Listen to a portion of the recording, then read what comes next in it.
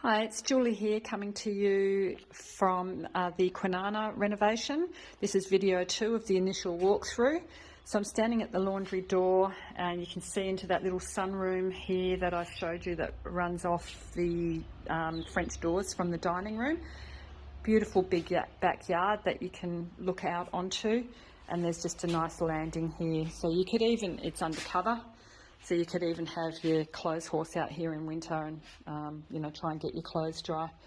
Stepping down into the patio area, but there's a really nice big undercover patio here, which we'll probably just keep as is, pretty much, just clean it up a little bit. Some nice little steps going up to the backyard and the washing line. I intend to keep the Hills hoist.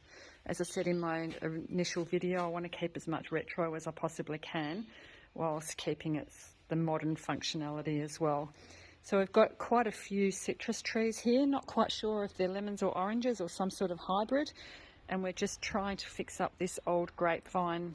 The pergola that was holding it has fallen over, so we're in the process of just trying to steady that up.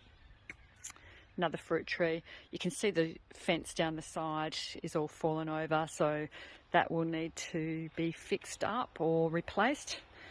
Just getting quotes at the moment. And then a path going down to a shed behind all that greenery, and just lots of trees. Nice big backyard. There's like a compost area and like chook pen. There's just all sorts of stuff that you could do here. You could put a granny flat quite easily in this backyard and there would still be plenty of space for everyone. It's an 845 square metre block, so it's not subdividable, but it's just got a beautiful feel to it because you've got space.